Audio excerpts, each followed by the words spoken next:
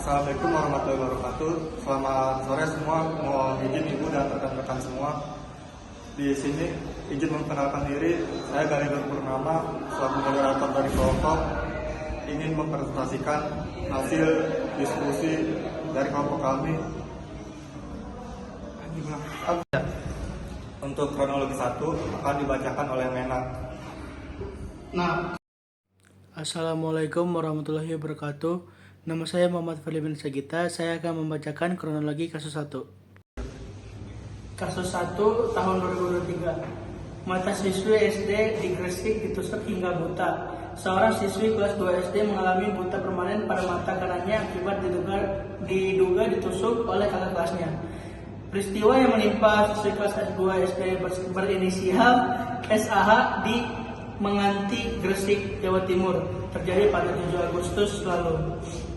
SAH adalah korban. Ia dipaksa memberikan uang jajannya kepada kakak kelasnya.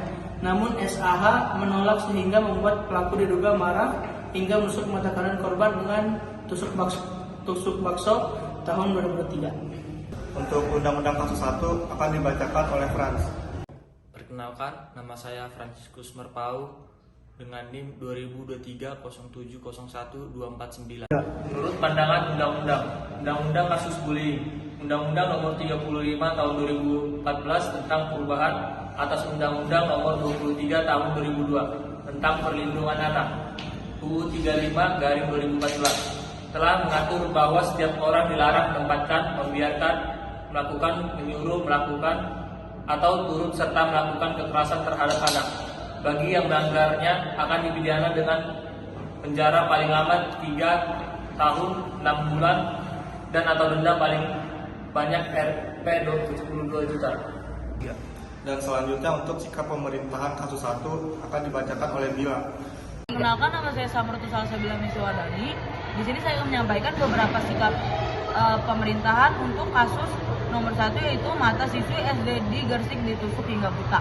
Sikap pemerintah terhadap permasalahan tersebut: jika seorang pelaku kekerasan atau bullying di bawah umur, pelaku akan diberikan arahan atau bimbingan dan memberikan pembelajaran terkait kasus tersebut, serta pengawasan yang ketat di lingkungan sekolah.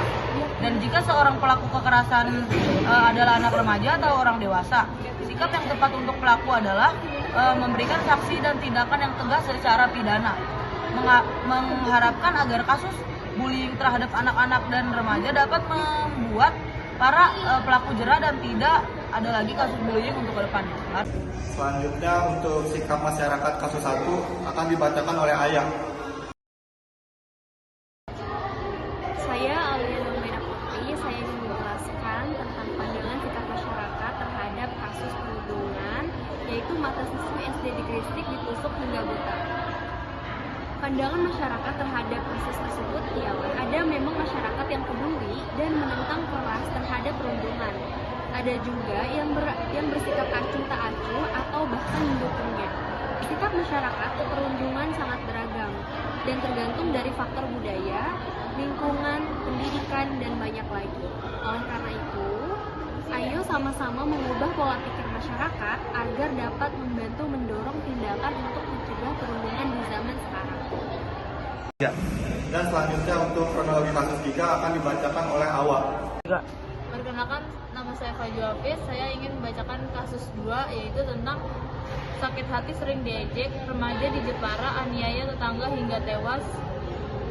Yaitu puncaknya terjadi ketika AS mengejek MR saat melintas jalan sehingga tersangka membuntuti dan terjadi penganiayaan. Korban dan pelaku saling mengenal karena tempat tinggalnya juga satu desa. Namun karena tidak tahan dengan ejekan, sehingga pelaku yang sakit hati melampiaskan amarahnya. Korban AS tergeletak lemas di tepi jalan Desa Dorang, Kecamatan Nalumsari, usai ditendang dari sepeda motor. Kemudian dianiaya membabi buta oleh MR pada Kamis sore. Akibat penganiayaan tersebut, korban mengalami luka cukup serius dan sempat dilarikan ke rumah sakit terdekat. Namun, sampai di rumah sakit nyawa korban tidak tertolong. Dari kejadian hal tersebut, pelaku juga merasa bersalah karena telah melakukan pembunuhan dengan sengaja. Dan selanjutnya kasus 3 undang-undang akan dibacakan oleh Dina. Perkenalkan, nama saya Sabrina Salsabila. Di sini saya akan menyampaikan pandangan undang-undang terkait kasus tersebut. Menurut undang-undang, pasal 338 KUHP tentang merampas nyawa orang dengan sengaja, subsidiar pasal 351 ayat 3 KUHP tentang penganiayaan dengan ancaman hukuman 15 tahun penjara. Barang siapa dengan sengaja menghilangkan nyawa orang lain yang diancam dengan maksimum hukuman 15 tahun penjara. Bunyi pasal tersebut. Unsur yang dianut pasal tersebut yaitu adanya untuk menghilangkan jiwa. Dengan demikian pasal 338 KUHP ini membatasi berlakunya perbuatan lain yang juga mengakibatkan kematian atau hilangnya jiwa orang lain. Dan selanjutnya sikap pemerintahan kasus 3 akan dibacakan oleh Ana.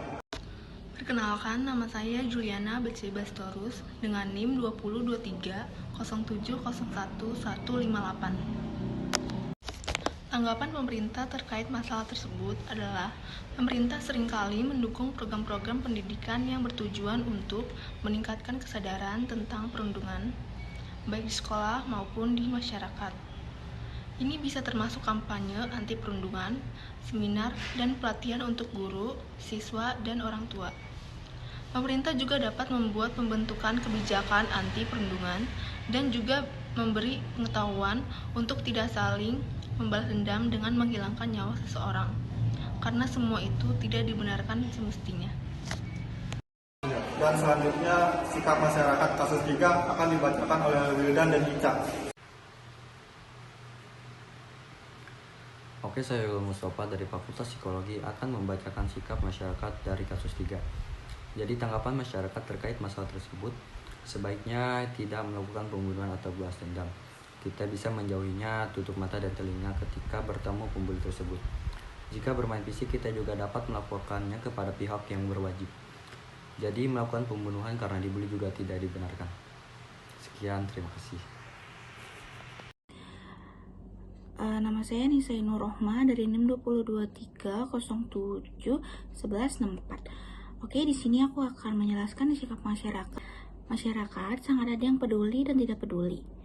Namun, lebih banyak masyarakat yang peduli. Ada yang memiliki sedikit empati terhadap kasus pembulian karena lingkungan. Ada lingkungan yang menganggap bahwa bully itu sudah biasa dan dianggap bully itu untuk memperkuat mental. Perlu diingatkan, untuk sesama saling mengingatkan bahwa perundungan itu tidak baik. Setiap individu itu berbeda-beda.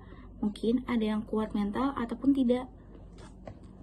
Sekian presentasi dari kelompok kami, kurang lebihnya mohon maaf. Wassalamualaikum warahmatullahi wabarakatuh.